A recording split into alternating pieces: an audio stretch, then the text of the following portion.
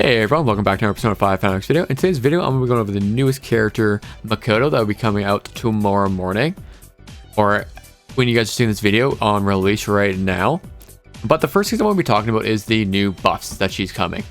So Queen is getting buffed on Global, and for the buffs we're seeing is on Skill 1, it can now grant elemental debuffs, which is actually a very nice buff. Like, this might actually change how we play her because of the fact of how big elemental buffs are for her. Like, elemental debuffs. And on skill 2, attack increase for 1 to 2 turns now. It can now stack up to 3 stacks. I don't know how much this change on skill 2, but it's still nonetheless a nice change to see. I don't think it will change anything, but at most, I think really it's a skill 1 where we might be seeing how her rotation goes. And at A0, stack based on the attack target now becomes stacked based on all of the opponents at the end of your turn, which is quite nice because now you're stacking tenacity even more. And then A1, which I don't know why they buffed A1, but also gives damage bonus 35% extra. And then highlight goes from 390 to 468. Like, a lot of this, like, I don't understand why they're buffing, but like, I'll take it nonetheless.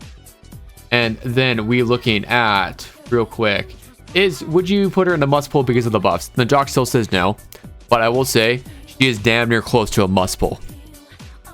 Damn near close to a must pull. So looking at what Makoto does, so her whole thing, I want to start off with just going over her A0 because her A0 kind of explains everything. When attacking a foe with a Persona skill, gain 1 tenacity stack, where tenacity gives you 6% attack and defense by 2% per stack. And during battle, for each different type of elemental ailment on foes, gain 1 more tenacity stack. So during battle, for each different boom boom to another tenacity stack. On Makoto's action, when tenacity reaches 5 stacks, can activate Crash Out, where Crash Out increases attack by 40% and defense by 20%, and evolves her third skill, which is Nuclear Fury, to Thermo Nuclear Fury.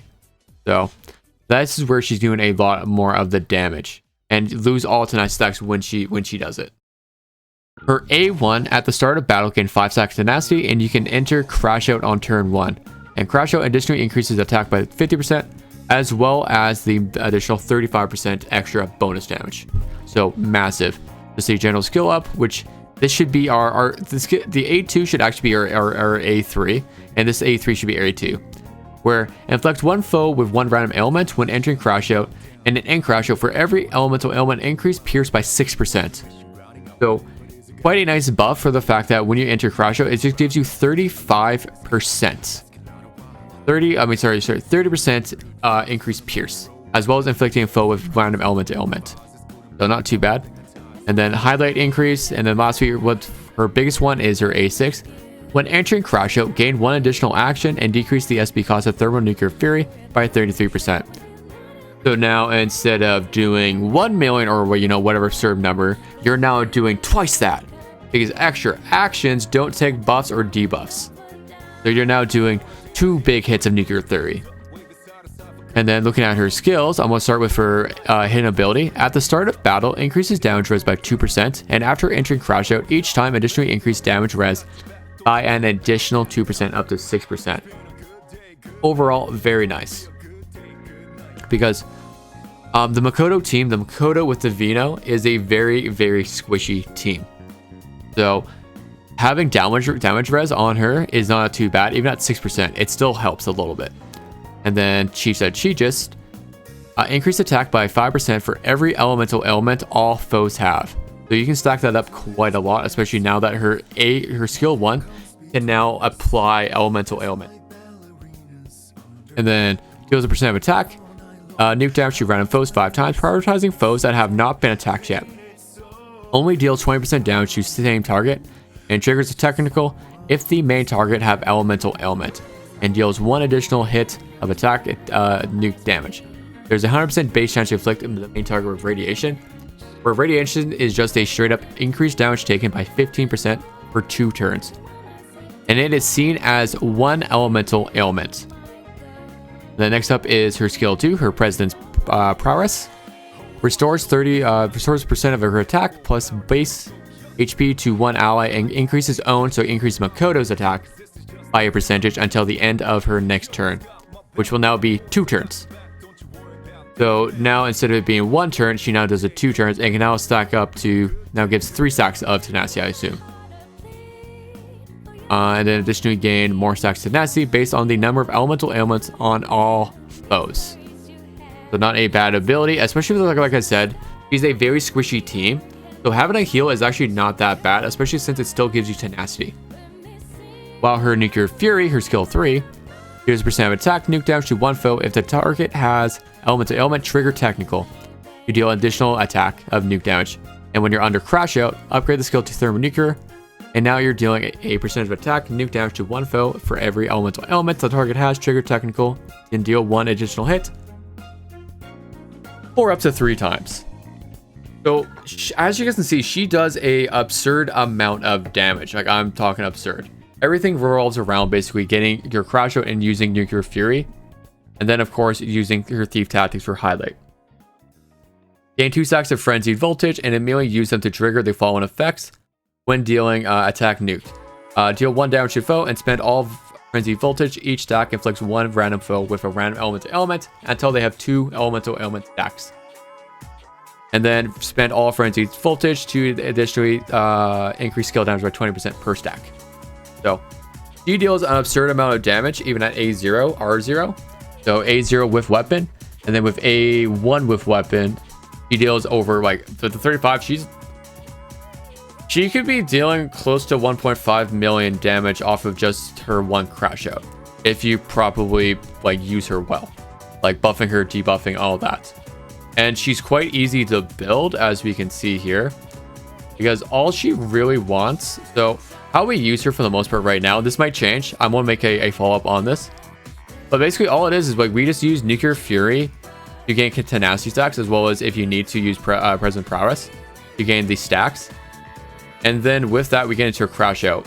From crash out we just use Nuclear Fury and we're good to go, and we use thief tactics at an available time. But she's a very easy character to use, where like every other turn you're basically using a crash out.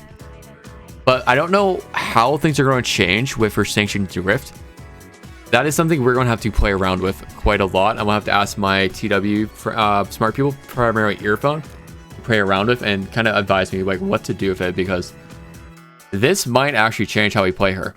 But right now all I know is for sure when I was playing her on my one beginner account was it was Nuclear Fury, spam that to get into crash out because of the second tenacity. And then all of a sudden you go into crash out into a thermonuclear. That's how you play her. It's very easy to use. It's like every other turn you're doing like 1 million damage. And then using her is actually quite easy. Her build wise, I have it on my Lush. This isn't a complete set, but as we can see, you're running the Truth with awareness. So Truth increases nuke damage by 10%. As well as deal 30% attack damage to the main target and the foe's inflicted element to ailment, which you'll see when we get into the team comp that they always will be between her and And then with the awareness, increases damage dealt by 12% when attacking foes inflicted with element to ailment up to 2 stacks. So additional 24% right there. And then easy to build, you're looking for HP. At start, well, we can use attack percent, but in the future we're going to want to use instead. We would want to be using damage bonus instead. So damage bonus instead with it. And then we should be using crit rate on her. So crit rate instead. And then lastly, we want to be using attack percent. So we're looking at HP, damage bonus, or attack multi plus is what's going to be on for us, because for some reason they don't have damage bonus coded correctly. It should, or worded properly, translated. It's instead said attack multi plus. It should be crit rate, and then finally attack percent on the planet. The planet attack percent, star is crit rate, moon is attack percent or attack damage, preferably damage bonus or attack multi plus, and then sun is always HP. And you're looking for the truth set with an awareness.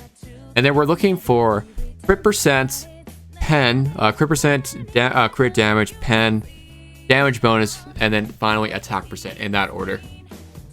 Any one of those will do. So basically we're not looking for any defense, HP, or any of that. And then her weapon, I will say her her weapon is her 5-star weapon is a major upgrade. I will say that compared to her 4-star.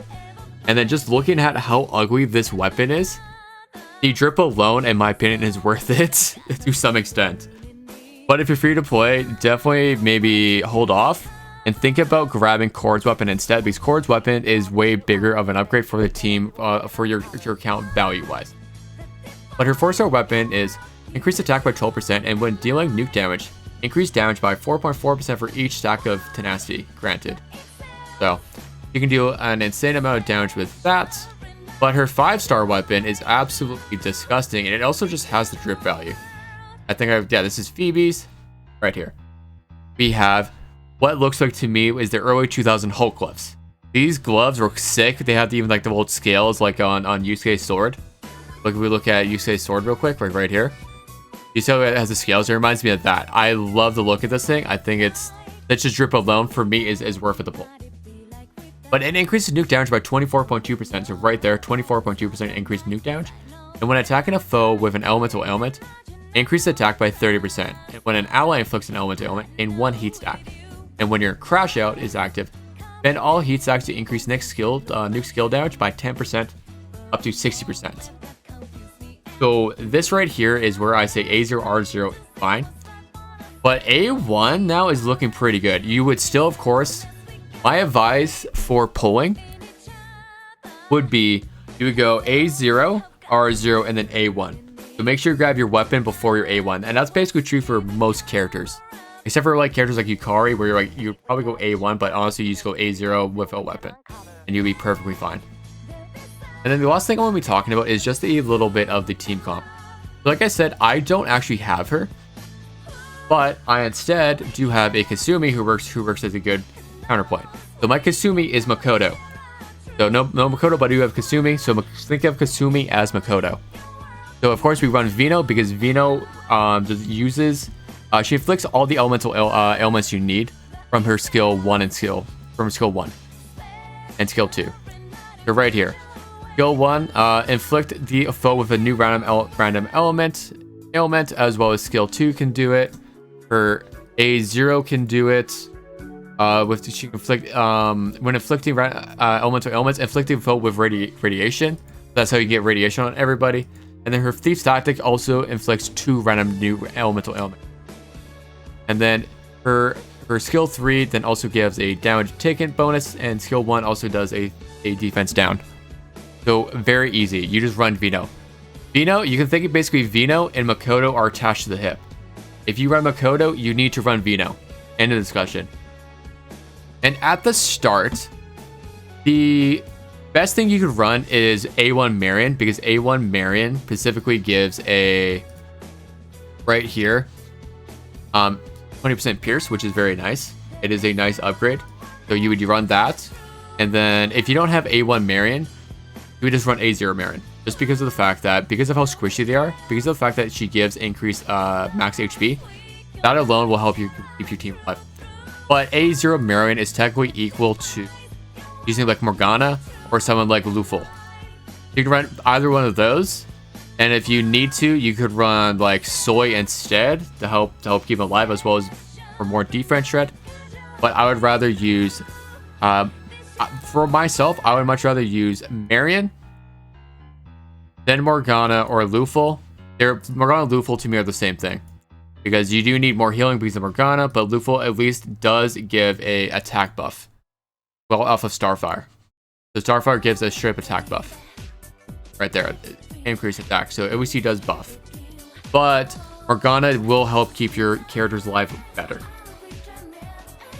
And with that, I want to end the video there. I hope you guys have a good night, good day, and I hope you guys have good luck pulling your characters. But one last thing, if I hit 3,000 subs by the end of Makoto's banner, I will pull A6 so you guys can see how absolutely disgusting on this. Because with the A1 buff and everything else they gave her, I think A6 Makoto is going to be hilarious to have. But I'm not going to get it if I don't get the subs. But I appreciate all of you guys for watching, and I will talk to you guys soon. Bye-bye.